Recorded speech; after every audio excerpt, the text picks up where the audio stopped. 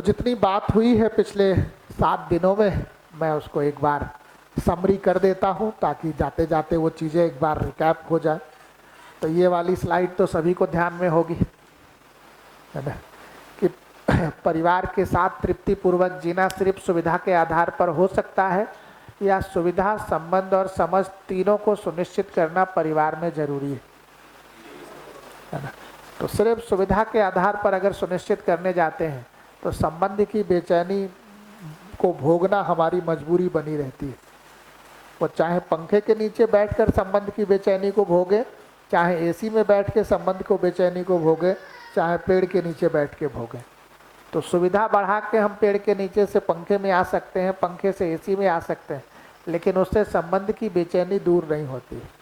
उसके लिए तो संबंध को समझना ही पड़ता है। संबंध को समझ पाते हैं तो संबंध की बेचैनी भी दूर हो पाती है और जितनी सुविधा की आवश्यकता है उससे अधिक जुटाने का प्रोग्राम भी कर पाते हैं, अपने लिए भी और औरों के लिए भी सहयोगी हो पाते हैं। तो हमारी समृद्धि भी हो पाती है और हम औरों की समृद्धि में भी सहायक हो पाते हैं।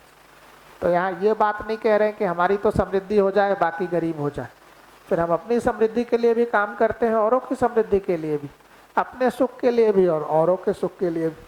और ये तभी हो पाता है जब मात्र सुविधा पे काम करें या तीनों पे काम करें। फिर ये बात हुआ कि समझने का क्या मतलब है। तो समझने का इतना मतलब है कि एक व्यक्ति, मैं खुद व्यवस्था में कैसे रह सकूं, मेरा परिवार व्यवस्थित कैसे रह सके, भाव के स्तर पे भी और सुविधा के स्तर पे भी, और समाज में जहां मैं रह रहा हूं आसपास वहां व्यवस्था कैसे हो सके, और ये प्रकृति से जो मैं ऑक्सीजन ले रहा हूं, अन्य तमाम तरह की चीज़ें ले रहा हूं, उनके साथ व्यवस्थित जीना कैसे हो सके। तो ये चारों स्तर की व्यवस्था की जो स्पष्टता है उसी को क्या कह रहे हैं, सही समझ। और उसी को स्पष्टता के साथ हम संबंध पूर्वक जी पाते हैं और सुविधाओं का सदुपयोग कर पाते हैं। तो पिछले 7 दिनों में हम लोगों ने इन चारों व्यवस्थाओं पर विस्तृत चर्चा भी किया और अपने अंदर संबंध में भाव विचार के ऊपर अप्लाई करके भी देखा।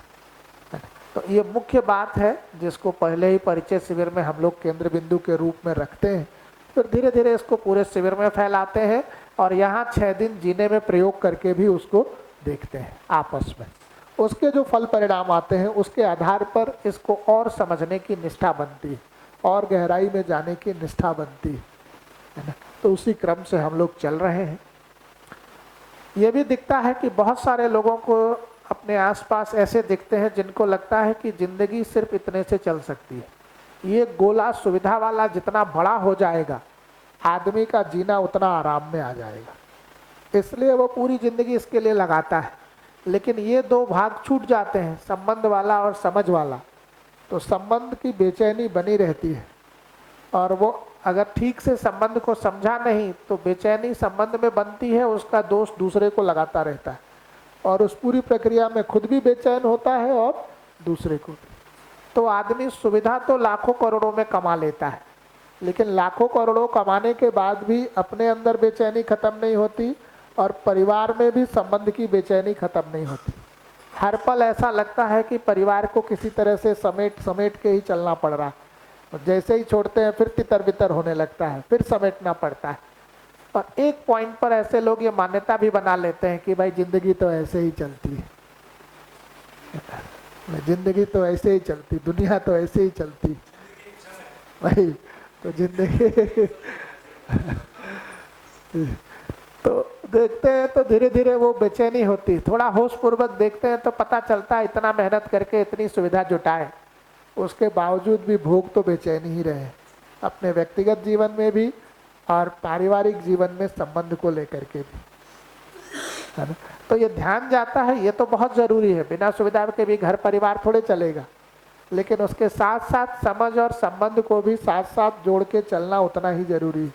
तो साल में 365 दिन है, 300 दिन अगर हम इस पे लगा रहे हैं तो 50-60 दिन इस पे भी लगा सकते हैं, और हमारी स्थिति गड़बड़ है तो 350 दिन इस पे लगा रहे हैं, 10-15 दिन इस पे भी लगा सकते हैं, या 20 घंटे इस पे लगा रहे हैं, 4 घंटे रोज इस पे लगा सकते हैं। कुछ तो डिस्ट्रीब्यूशन करना पड़ेगा आदमी को, अन्यथा इसका संतुलन कैसे होगा। तो जब ये ध्यान जाता है तब जाकर के हम इन तीनों पर ध्यान देना शुरू करते हैं किसी पर कम, किसी पर ज़्यादा, अपनी अपनी स्थिति परिस्थिति के अनुसार हम तय करते हैं, है ना। कोई इस पर समय ज़्यादा लगाता है, कोई इस पर, कोई इस पर, लेकिन फिर तीनों पर ध्यान देके जीना शुरू करते हैं तो धीरे धीरे अपने में तृप्ति होती है, परिवार में एक हार्मनी होती है, 3 पीढ़ियाँ ज़्यादा व्यवस्थित और खुल के एक दूसरे के साथ जी पाती हैं। फिर हम वास्तव में घर में सुविधाओं का भी सुख भोग पाते हैं। अन्यथा बहुत सुविधा में रहते हुए भी संबंध की बेचैनी के कारण सुविधाओं को ठीक से भोग भी नहीं पाते, और तमाम सुविधाओं के बाद भी परिवार बेचैन बना रहता है। इसलिए इस बात को बहुत ढंग से हम लोग प्रयास करते हैं चर्चा करने का कि आदमी का परिवार के साथ तृप्तिपूर्वक जीने के लिए इन तीनों को पूरा करना जरूरी है, या पूरी जिंदगी मात्र इतने भर से चल सकती है ना। लेकिन जब इस पूरे की बात कर रहे हैं तो सुविधा को जोड़ के चल रहे हैं कि छोड़ के चल रहे हैं? जोड़ के ही चल रहे हैं, छोड़ के नहीं चल रहे, है ना। कई बार ऐसा भ्रम होता है जब इसको करके चलते हैं कि भाई जब इससे फैल रहे हैं तो इसको छोड़ने की बात हो रही। छोड़ने की बात नहीं है, इसके साथ साथ बाकी 2 को भी जोड़ने की बात। उस क्रम में हम लोगों ने चर्चा की विधि का भी अध्ययन किया कि ये विधि लेके चलेंगे। जो भी कहा जा रहा है वो प्रस्ताव अपने में जांचेंगे। आप लोगों ने इसको ठीक से जांचा, फिर उसको प्रयोग व्यवहार करके जी के देखेंगे कि हमारा सुख और समृद्धि बढ़ रहा है कि नहीं। अगर सुख समृद्धि बढ़ रहा है, जांच में सही है, तो यही प्रस्ताव जो अब तक प्रस्ताव था अब क्या बन जाता है आपका समझ। तो ये समझने की प्रक्रिया है जिसको हम लोगों ने पिछले 7 दिनों में अपनाया और गहराई से ध्यान दिया। आगे भी इसको अगर उपयोगी लगेगा तो करते रहेंगे, नहीं उपयोगी लगेगा कुछ और ढूंढेंगे, है ना। अंततोगत्वा हम लोगों ने इन सारी चर्चाओं से अपनी मूल चाहना को पहचाना कि हम इतना सारा मेहनत करके, धन जुटा के, संबंधियों के साथ समय लगाकर, समाज में कुछ काम करके, प्रकृति के साथ कुछ काम करके अंततोगत्वा चाह क्या रहे हैं। तो मूल चाहना को पहचाना कि सुख और समृद्धि की निरंतरता चाह रहे हैं, अपने लिए, अपने परिवार के लिए और लोगों के लिए भी। तो सुख और समृद्धि को समझने गए तो ये ध्यान में आया, सुख का मतलब स्वयं में व्यवस्थित होकर जीना है। जब हम स्वयं में व्यवस्थित रहते हैं, अब स्वयं में व्यवस्थित का मतलब क्या है, सुबह के अभ्यास में ठीक से दिख रहा होगा। अब ये लाइन का मतलब अब गहराई से दिख रहा होगा कि जब आप सहज हैं तो व्यवस्थित हैं, असहज हैं तो अव्यवस्थित हैं। और सहज होने वाला क्या सुख का मतलब है, रसगुल्ला खाने वाले सुख से वो कितना भिन्न है। दोनों का अंतर समझ में आ रहा होगा कि सहज होने का जो सुख है वो रसगुल्ला के मिलने वाले सुख के क्वालिटी से कई गुना अलग है। तो ये अंतर भी अब समझ में आ रहा होगा। ठीक ऐसे ही जैसे जैसे हम घर में सुविधा की आवश्यकता को पहचानते जाते हैं, हम ये तय कर पाते हैं कि उससे अधिक हमारे पास है या नहीं। अगर है तो अच्छी बात है, नहीं है तो और जुटाते हैं। अगर है तो भी आगे पीढ़ी दर पीढ़ी वो बना रहे, इसके लिए भी उपाय करते हैं कि हमारी पीढ़ी में भी बना रहे, अगली पीढ़ी जो आ रही है वो भी उसको बना के रख पाए। तो धीरे धीरे समृद्धि की निरंतरता पे भी ध्यान जाता है। तो समृद्धि की निरंतरता के लिए मात्र सुविधा को बढ़ाए रहने भर से हो जाएगा, या पीढ़ी दर पीढ़ी सुविधा की आवश्यकता को पहचानना भी जरूरी है। तो पहचानना, फिर उसकी पूर्ति आज के लिए, कल के लिए, इस पीढ़ी के लिए, फिर अगली पीढ़ी की तैयारी कि वो भी इसे चला सके, अगली पीढ़ी भी चला सके। तो पीढ़ी दर पीढ़ी हमारे परिवार की समृद्धि की निरंतरता भी बनी रहे, तब जाकर के हम सुख समृद्धि की निरंतरता के तरफ बढ़ पाते हैं। इसके लिए हम लोगों ने 4 स्तर की व्यवस्था को समझने का काम शुरू किया, जिसमें मानव की व्यवस्था को समझना पहला काम था। तो अपने आप को समझने गए तो दिखा कि सिर्फ हम शरीर नहीं है, स्वयं भी है, सेल्फ भी है, जीवन भी है। शरीर की आवश्यकता अलग है, जीवन की आवश्यकता अलग है। तो भोजन, कपड़ा, गाड़ी, मोबाइल, ये सब किसकी ज़रूरत है? शरीर की। स्वयं में सहज रहना, स्वयं में हार्मनी में रहना, भाव ठीक रखना, है ना, ये सब किसकी आवश्यकता है? स्वयं की, है ना। जो शरीर की आवश्यकता है वो भौतिक रासायनिक वस्तुओं से पूरा होगा, स्वयं की आवश्यकता सही समझ, सही भाव से पूरा हो। तो डिटेल अध्ययन किया, शरीर को जड़ के रूप में पहचाना, सेल्फ को चैतन्य। फिर ये दिखा कि जड़ की आवश्यकता जड़ से पूरी होगी और चैतन्य की आवश्यकता चैतन्य। आदमी की बेचैनी खत्म हो, इसके लिए दोनों आवश्यकता का पूरा होना जरूरी है। शरीर की आवश्यकता का भी और चैतन्य की आवश्यकता का भी। अभी वर्तमान जो परंपराएं कई सारी जो बाहर से इम्पोज होके आई, उसमें पूरी दुनिया को क्या मान लिया? जड़, कि मटेरियल है सब कुछ। आदमी को भी क्या मान लिया? कि आदमी भी मटेरियल है। इसलिए आदमी को ले देकर क्या जुटाना है? सिर्फ मटेरियल, सुविधा। इसलिए ये चैतन्य पक्ष छूट गया। तो कितना भी सुविधा जुटा लिए, पहले हजारों रुपए कमाते थे, अभी करोड़ों इकट्ठा कर लिए, फिर भी सेल्फ की बेचैनी पर कोई प्रभाव नहीं, और बेचैनी बढ़ती गई, है ना। ध्यान जाता है कि इसकी पूर्ति का तरीका तो सही समझ सही भाव से है, इसकी पूर्ति का तरीका भौतिक रासायनिक वस्तुओं से है। तब हम जड़ और चैतन्य दोनों की आवश्यकता को पूरा कर पाते हैं और अपने में एक व्यवस्थित जीने का काम, सहज होकर जीने का काम, हार्मनी में जीने का काम व्यक्तिगत स्तर पर तो कर पाते। आगे बढ़े तो हम लोगों ने इसके कुचक्र को भी देखा, है ना। फिर और आगे बढ़े तो स्वयं में व्यवस्था पर चर्चा किए कि स्वयं का भी अलग से अध्ययन हो सकता है। इच्छा विचार आशा है और ये मान्यता संवेदना सहज स्वीकृति अलग अलग जगह से आ रही है। सहज स्वीकृति वाले में हम आराम में बने रहते हैं और इन दोनों में बीच में सुबह का अभ्यास जब आप कर रहे थे तो चौथे पांचवें स्टेप पर आकर इसको ठीक से आपने करके देखा। तो अभी जो सुबह का अभ्यास किया उसमें यही काम तो कर रहे थे कि जो कुछ इस कल्पनाशीलता में चल रहा है वो सहज है या सहज स्वीकार है या नहीं, कहीं मान्यता और संवेदना से तो नहीं आ रहा है। यही अभ्यास तो किया आपने सुबह। तो ये चर्चा पहली बार हुई या हर बार होता ही रहता है शिविरों में? ये जो इच्छा विचार आशा और कल्पनाशीलता की चर्चा है इसी शिविर में हुई? लगभग हर शिविर में होती है। कोई प्रबोधक को हर शिविर में होता है। तो हम लोगों जिन्होंने पहला किया उनके लिए पहली बार हुई, लेकिन ये क्रिया पहली बार नहीं चल रही। जिन्होंने शिविर नहीं किया उनमें भी ये क्रिया तो चल ही रही है ना। लेकिन मैं ध्यान ये दिला रहा हूँ कि ये सारी चर्चा तो जो लोग शिविर अलग अलग ढंग से अलग अलग जगहों पर अलग अलग प्रबोधकों के माध्यम से भी करते हैं, ये सारी चर्चा तो होती ही है। कई शिविरों में तो इससे और गहरी चर्चा होती है। तो ये सुबह आप बैठकर देखने का काम कर रहे हैं, कोई अलग से अनोखा काम नहीं कर रहे हैं। वही जो चर्चा करते थे उसी को प्रैक्टिकल करके देख रहे हैं। तो जब आप कहते हैं ना मेडिटेशन कर रहे हैं, ध्यान कर रहे हैं, तो मैं बहुत टोकता नहीं हूँ, लेकिन वो शब्द ठीक नहीं है। मेडिटेशन और ध्यान में कई बार हम अपनी कल्पनाशीलता से अपना ध्यान हटाकर कहीं बाहर टिकाते हैं।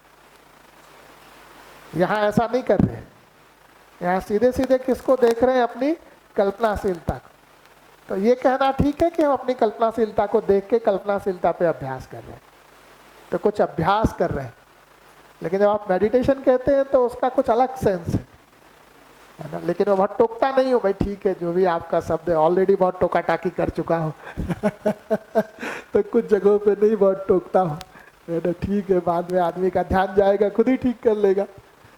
तो कोई अनोखा काम नहीं किए सुबह बैठ के हम लोग, कोई भी एक्स्ट्रा ऑर्डिनरी काम नहीं किए।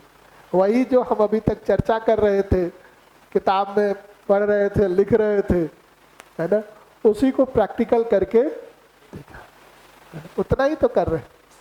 और जब आप प्रैक्टिकल करके देख रहे हैं, उसका जो अनुभव है, उसका जो एक्सपीरियंस है, और जो चर्चा कर रहे हैं उसका जो एक्सपीरियंस है, जब दोनों पूरक हो जाता है तो उसका जो कॉन्फिडेंस है वो अपने आप में अलग बात है। चलिए, स्वास्थ्य और समृद्धि पे भी बात किए हम लोग। अब आप हमको कर लेने दीजिए। अब आप अब हमको कर लेने दीजिए। लेकिन अब मैं आपकी पीड़ा को भी अब बार बार ध्यान देता हूँ, लेकिन इधर भी ध्यान देता हूँ। अब आखिरी दिन चलिए आप कर लीजिए। अब आप ये जो इच्छा विचार आशा है, इसको सहज स्वीकृति के अर्थ में थोड़ा कनेक्ट करना चाह रहा हूँ। अब आप आधा घंटा का चैप्टर खोल दिए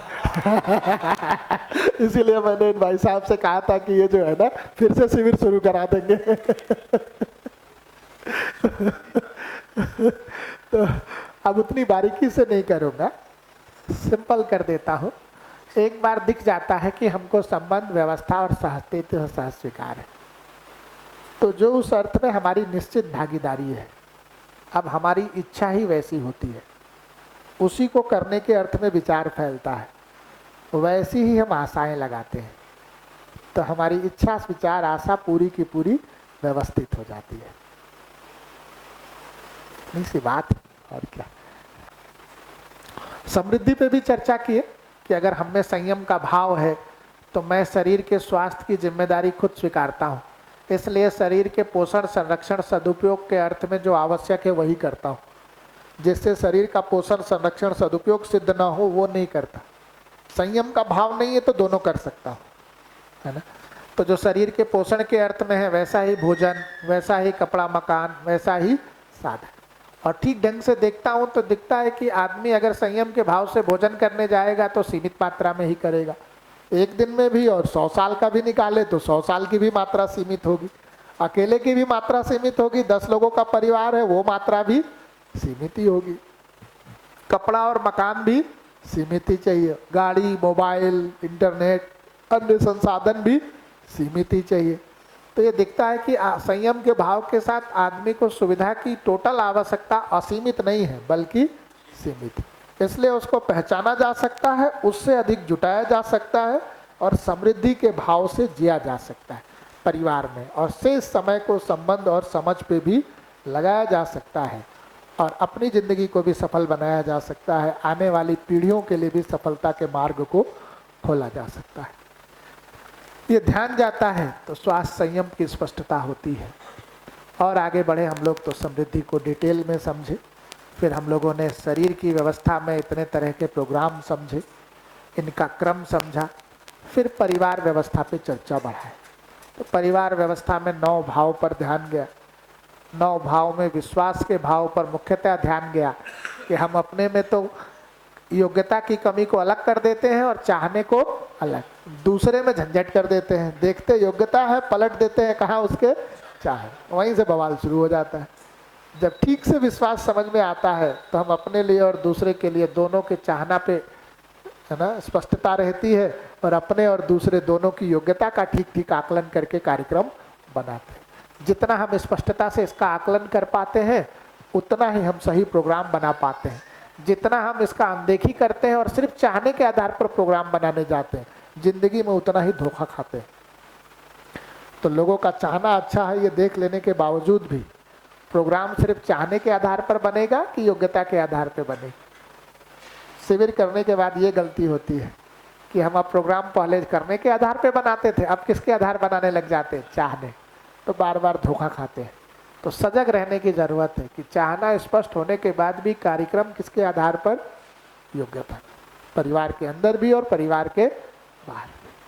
आगे बढ़े तो हम लोगों ने सम्मान को सही सही आकलन के रूप में समझा, उसको इस तरह से भी समझा कि लक्ष्य कार्यक्रम क्षमता के आधार पर दूसरा मेरे जैसा है, योग्यता में कोई अधिक हो सकता है कोई कम हो सकता है, मैं दोनों के साथ जी सकता हूँ, ऐसा साफ साफ ये चारों चीज दिख जाना यही ही पूर्ण सम्मान है।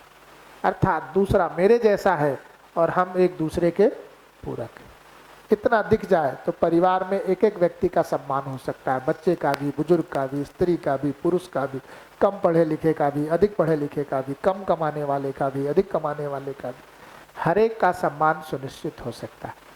इस पर डिटेल बात हम लोगों ने किया, स्नेह पे भी बात किया ना, ममता वात्सल्य पे भी बात किया, श्रद्धा गौरव कृतज्ञता इन सब पे भी बात किया, फाइनली प्रेम पर भी चर्चा किया।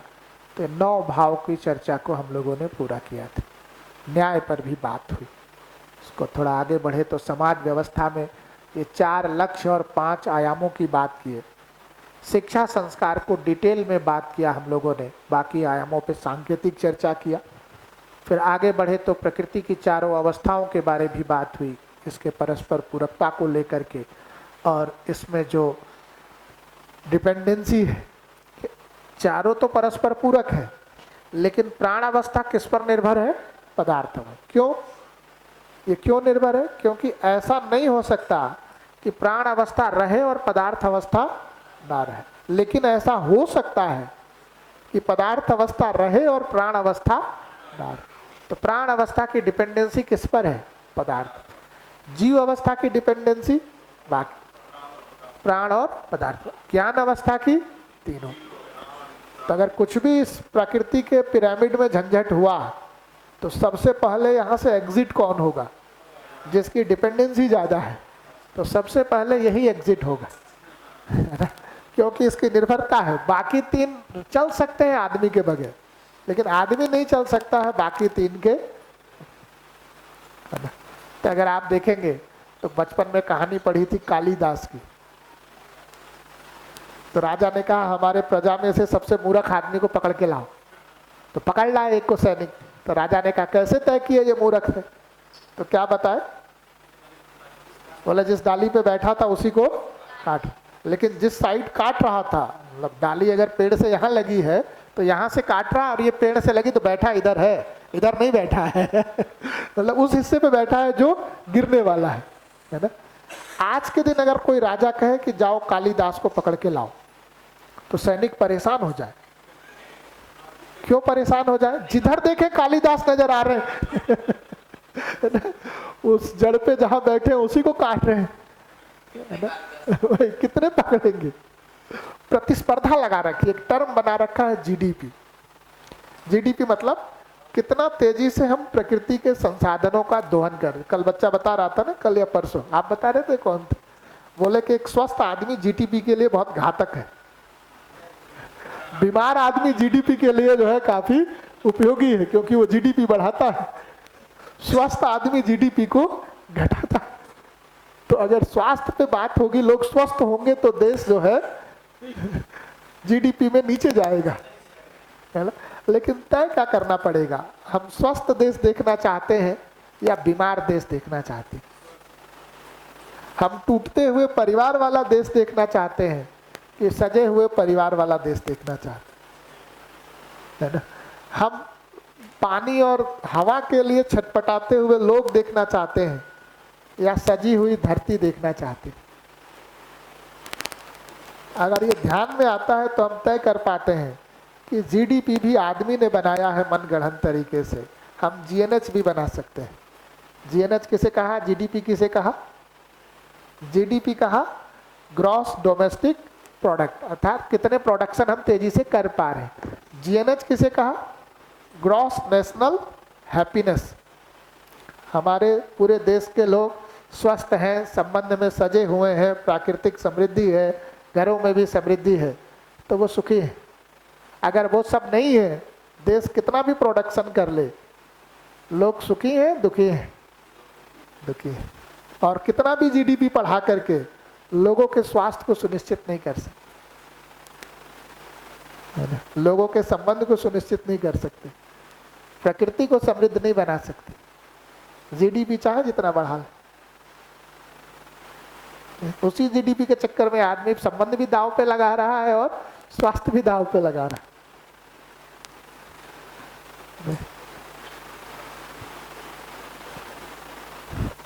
आगे चले तो प्रकृति और अस्तित्व में भी बात हुई। इकाइयां हैं और स्पेस है। इकाइयां सीमित है और स्पेस असीम है। इकाइयां क्रिया है और क्रियाशील है और शून्य में कोई क्रिया नहीं हो। फिर आगे चलकर हम लोगों ने संपृक्तता का भी अध्ययन किया।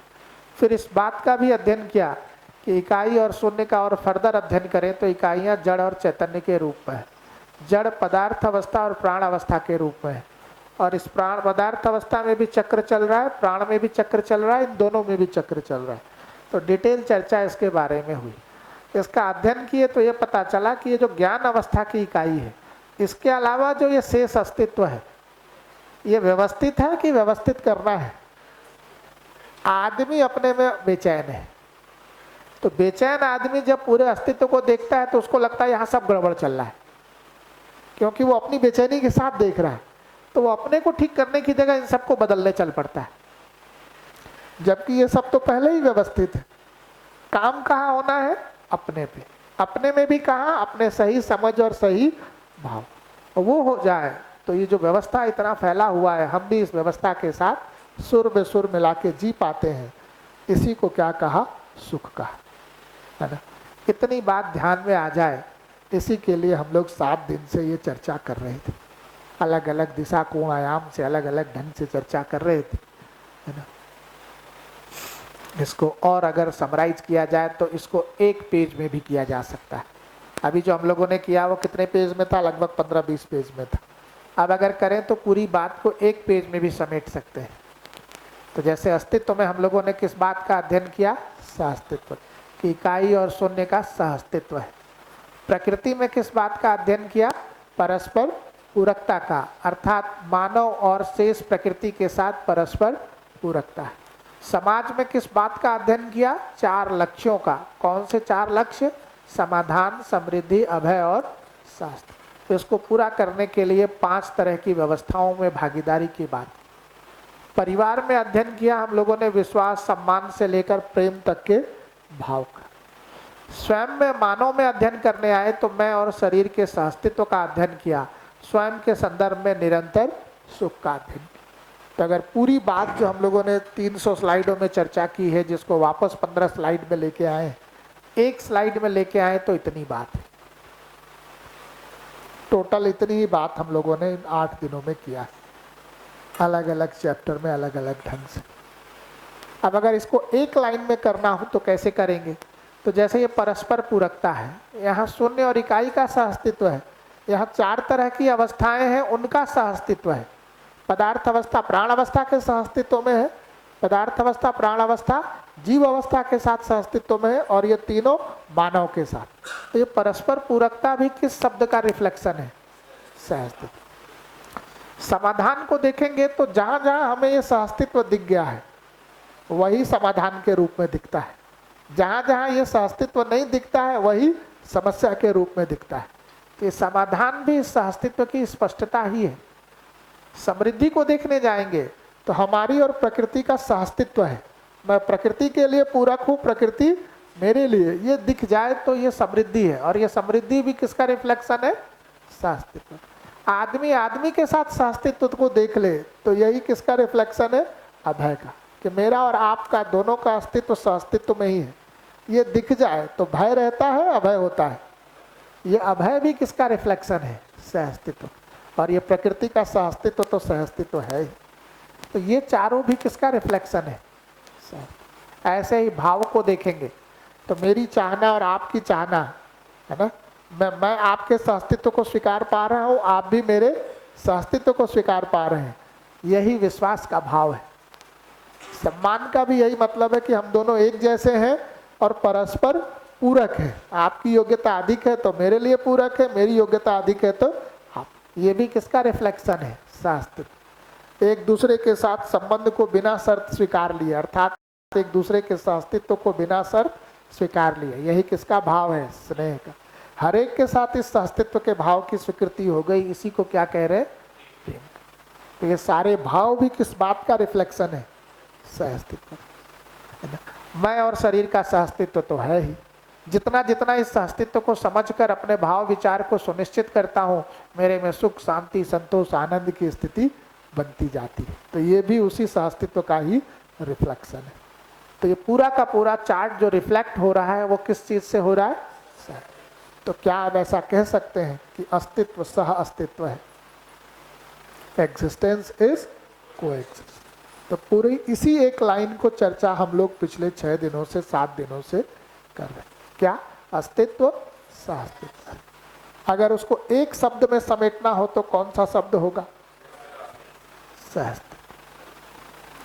तो इस सहअस्तित्व की ही चर्चा करने के लिए हम लोग पिछले 7 दिन से मेहनत कर रहे हैं।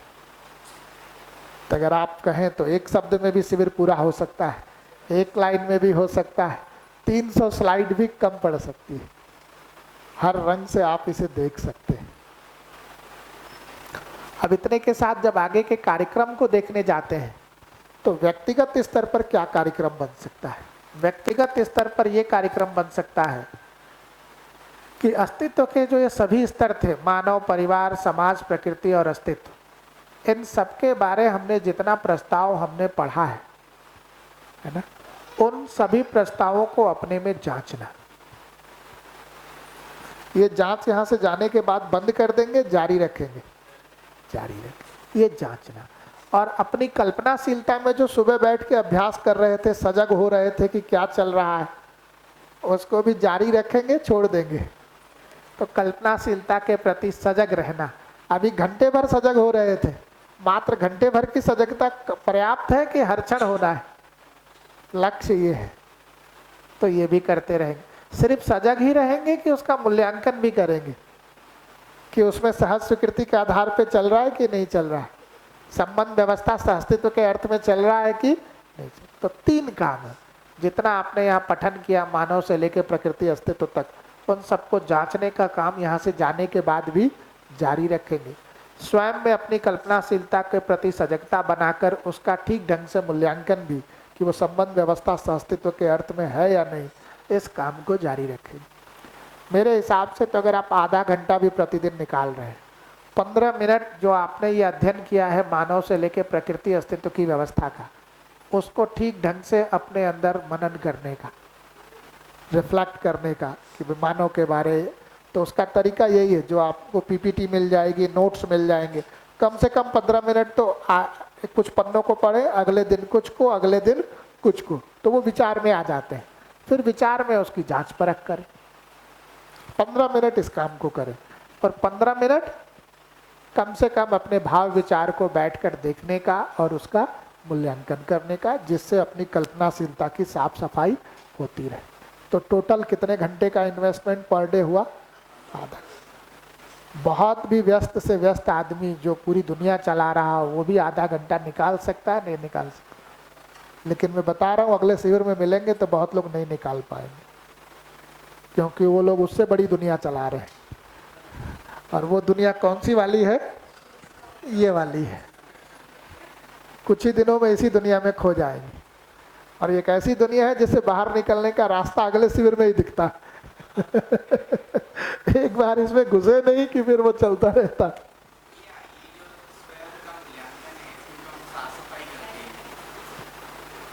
जो स्वयं का मूल्यांकन है उसमें जो हम अपनी सफाई करते हैं, तो इसमें हम वर्तमान की सफाई करते हैं या अब तक का जीवन जो हमने जिया उसकी सफाई करते हैं? वर्तमान से शुरू होता है, पिछले जन्मों की भी सफाई वर्तमान से शुरू होता है।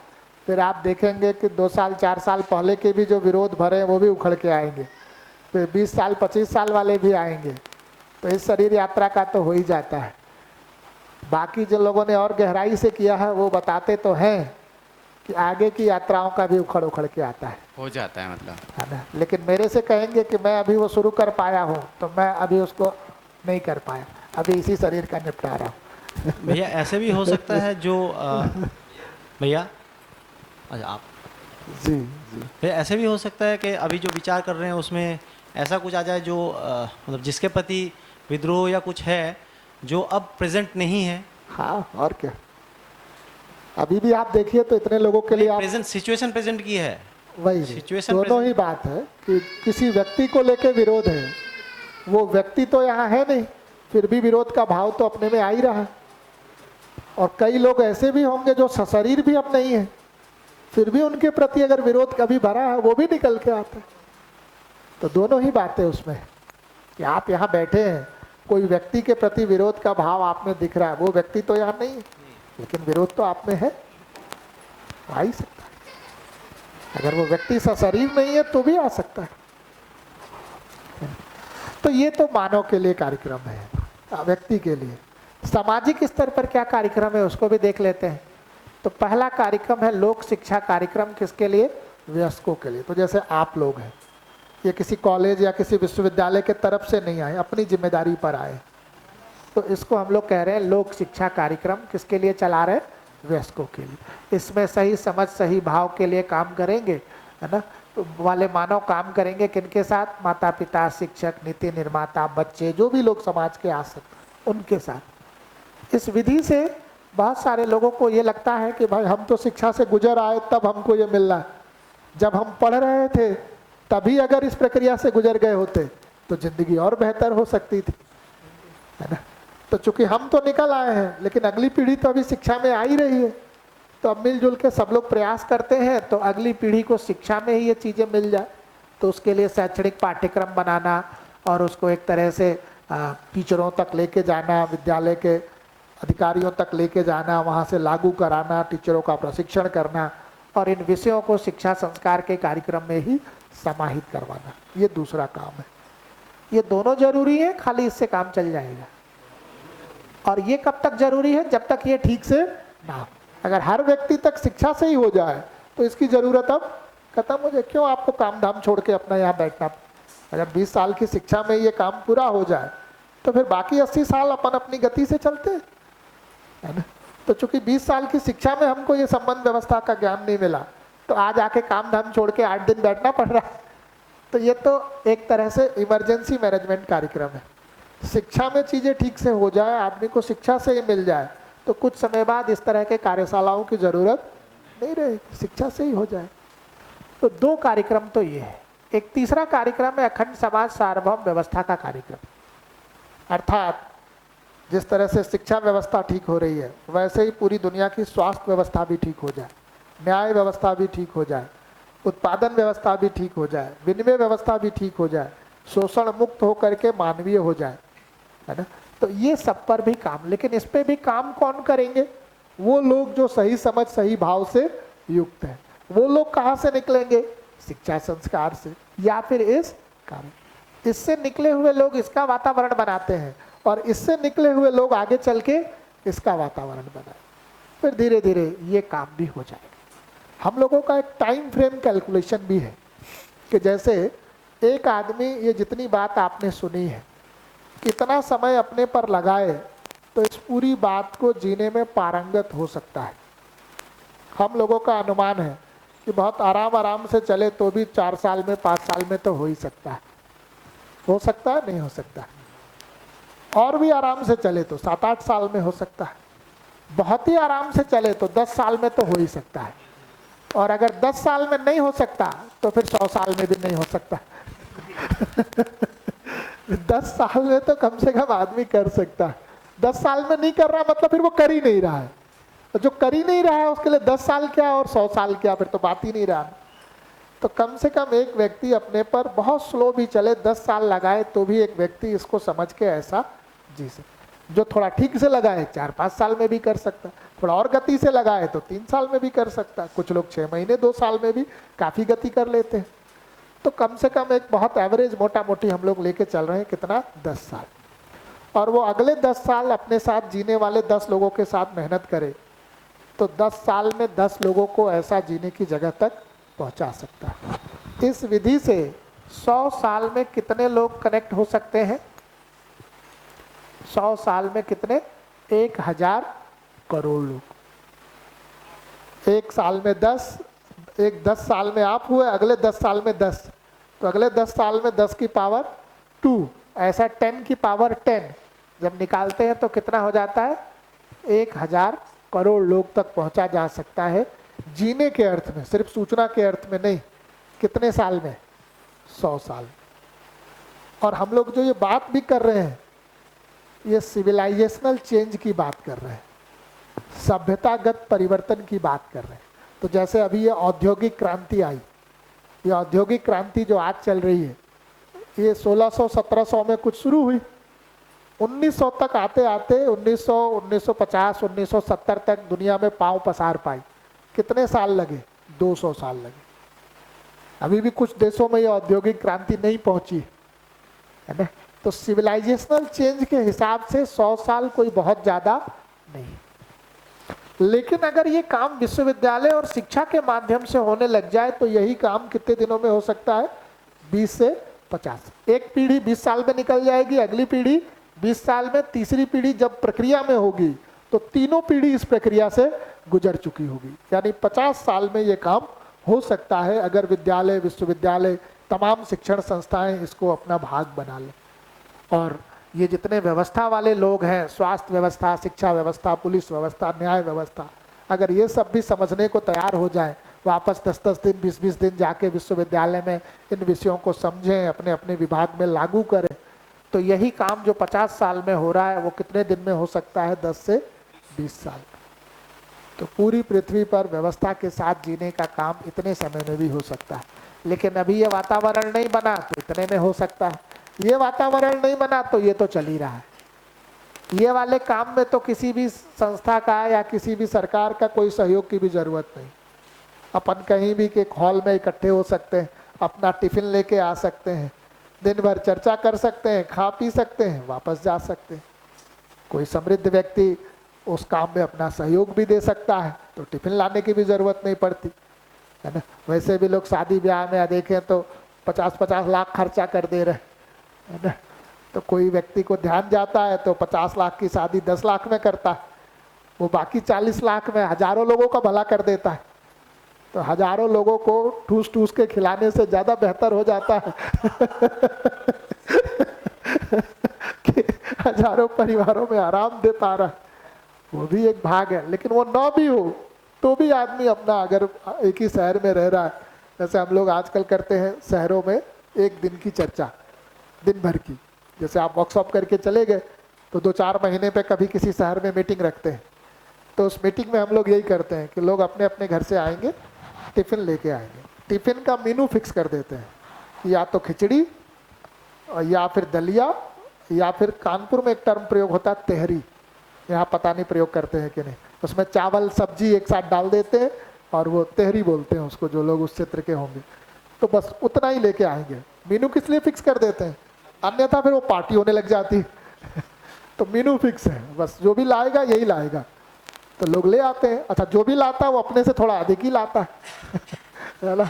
तो 20 लोग आए, 50 लोग आए, 100 आए, 1000 आए, 1 रुपया किसी पे बर्डन नहीं, कोई जो है बर्तन धोने और इस सब का झंझट नहीं, खाए पिए अपना घर ले गए धोए।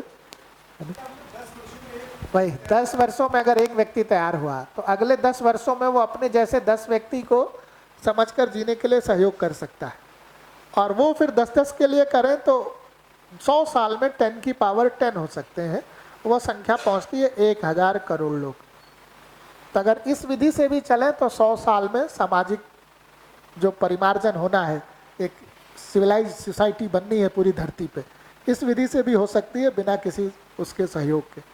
लेकिन अगर विश्वविद्यालय, स्कूल, एजुकेशन बोर्ड ये सब सहयोग मिल जाए तो 20 से 50 साल में हो जाए, और सारे ये सिस्टम के लोग, न्याय व्यवस्था, पुलिस व्यवस्था, विनिमय व्यवस्था, ये सारी व्यवस्था के लोग भी अगर एक बार मन बना लें कि भाई हमको भी ये सब समझना है और अपने अपने विभाग में ऐसा जीना है, तो ये काम 10 से 20 साल में भी हो सकता है। इस पर कुछ साल काम हुआ तो इसके लिए जगह बन गई, तो तमाम विद्यालयों में अब ये काम शुरू होने लग गया। कुछ साल इस पर काम चलेगा तो इसके लिए भी जगह बन जाएगी। जो लोग यहाँ से निकल रहे हैं अब यहाँ काम शुरू करने का सोच ही रहे। तो जैसे अभी कल ही बाबूलाल भैया कह रहे थे कि शिक्षा से निकले हुए 15-20 परिवार, 25 परिवार बता रहे कि ये लोग अपना गांव ही बसा रहे हैं और वहाँ बहुत सारे प्रयोग करेंगे। इस तरह के बहुत सारे लोग अब धीरे धीरे निकल ही रहे हैं, तो धीरे धीरे इसका जगह भी बनेगा। तो जितना यहाँ काम होगा उतना यहाँ के लिए लोग निकलेंगे, जितना इन दोनों जगह काम होगा उतना यहाँ के लिए निकलेंगे, और जितना अगर इतने ही मानसिकता से चले तो 100 साल, इन दोनों से मिला के चले तो 50 साल, अगर इसका भी सपोर्ट मिल गया देर सवेर तो 20 से 25 साल में काम हो सकता है। तो हम लोग तो इतनी कैलकुलेशन, इतनी आशा, इतनी अपेक्षा और इतनी जिम्मेदारी के साथ इस काम को कर रहे हैं, है ना।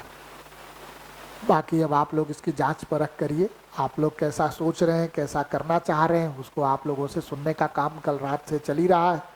अभी हम लोग चाय का ब्रेक करेंगे, लौट के 10-15 मिनट में वापस आ जाए 11:15 तक, फिर हम लोग आगे जो है आप लोगों का जो स्वमूल्यांकन है उसको सुनने का क्रम शुरू करेंगे, है ना। हमारे तरफ से जो वर्कशॉप में जितनी बात कही जानी थी इस वर्कशॉप में अभी हमारे तरफ से तो पूरा होता है ना। आगे जो शेष रह गया है, अन्य जो इसके आने वाले वर्कशॉप्स हैं उसमें जब भी मिलना होगा आगे और विस्तृत चर्चा होगी। आप लोगों की जहाँ तक बात है, हम लोग तो हमेशा कहते हैं कि ये शिविर सिर्फ शुरू होता है, खत्म नहीं होता, है ना। और वास्तविक शिविर तो जब आप यहाँ से जाते हैं तब शुरू होता है। तो आप लोगों की ये यात्रा जो शुरू हुई है शुभ हो, है ना, सुखद हो, औरों के लिए शुभ और सुखद करने वाला हो, और यथाशीघ्र हम अपनी भागीदारी या तो इसमें या तो इसमें या तो इसमें जहाँ भी जिस जगह पे हो कर पाएँ, ताकि एक सिविलाइज्ड समाज, एक मानवीय समाज, है ना, जल्द से जल्द आने वाली पीढ़ियों के लिए उपलब्ध हो पाए, ये धरती और बेहतर और बेहतर और बेहतर जगह बन पाए आदमी के तृप्तिपूर्वक जीने के लिए। तो उन सब में आपको अपने लिए जो करना बनता है वो तो आप तय करेंगे ही करेंगे, लेकिन समाज भी एक व्यवस्थित जगह बन पाए उस अर्थ में अपनी भागीदारी किस अर्थ में देखते हैं उसका भी चिंतन, विचार विमर्श आप शुरू करेंगे ही, और अवसर बनेगा वैसा वैसा आप करेंगे ही, है ना। तो मैं इन्हीं शुभकामनाओं के साथ अपनी तरफ से इस बात को यहाँ रोकता हूँ। आप सब लोगों का बहुत बहुत धन्यवाद। आगे की यात्रा को हम लोग बढ़ाएं।